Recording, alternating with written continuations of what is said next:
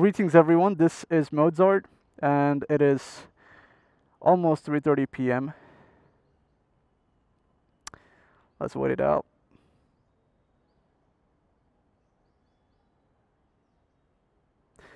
And there it is. It's 3:30 p.m. here in India, which means it's 12 noon in Paris, and that officially flags off the 5th annual Sync the Planet ride. So for those of you who don't know what Sync the Planet is all about, basically on the first Saturday of August every year, riders all around the world ride together in support of global unity. And they speak on a topic which is selected by the organizing members of STP. This topic changes every year. So for this year, the topic is, how would you define true freedom and what can be done to achieve it? Now, there are various different ways in which true freedom can be defined. I will be defining true freedom in terms of the road and traffic situation here in India. So if I had to put it in a single sentence, I would say being able to ride safely, peacefully, and happily along the roads of India without worrying about other people on the road and harassment from traffic police. That's what constitutes as true freedom for me. So let me know in the comment section below how you would define true freedom. Till then, sit tight and enjoy the ride.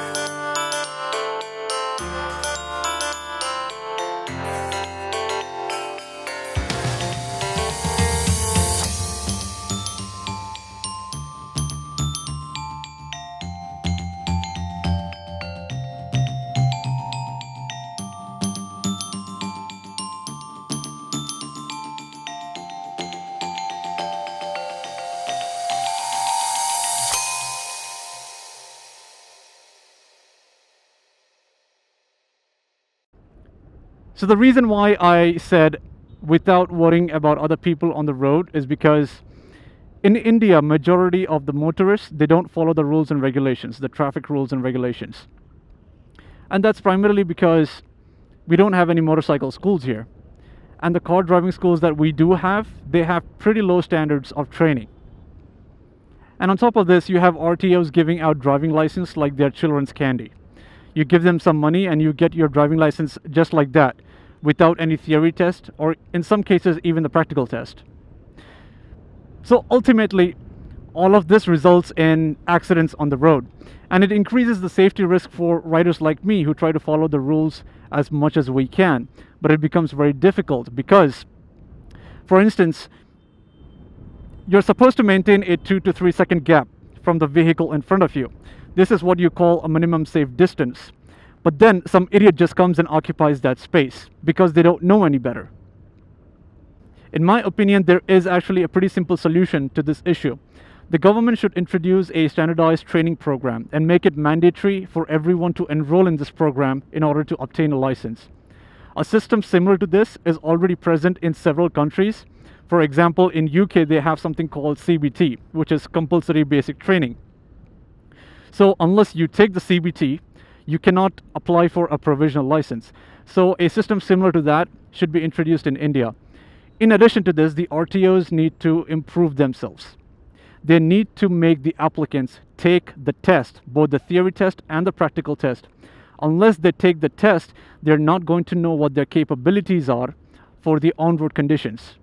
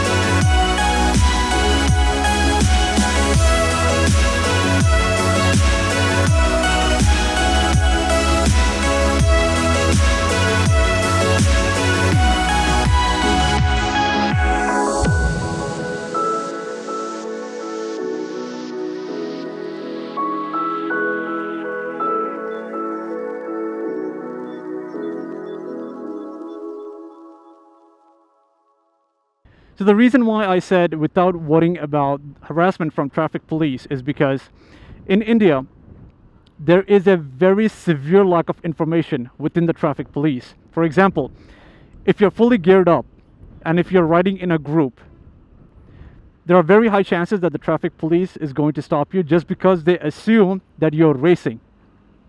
So this has got to stop. The traffic cops need to educate themselves on what riding gear is and why bike riders wear it. So there's another instance which is related to the enforcement of the helmet rule. So recently they started to enforce the helmet rule here quite strictly. And the police, the cops, they are stopping all those riders who are not wearing a helmet, and they're giving them a fine.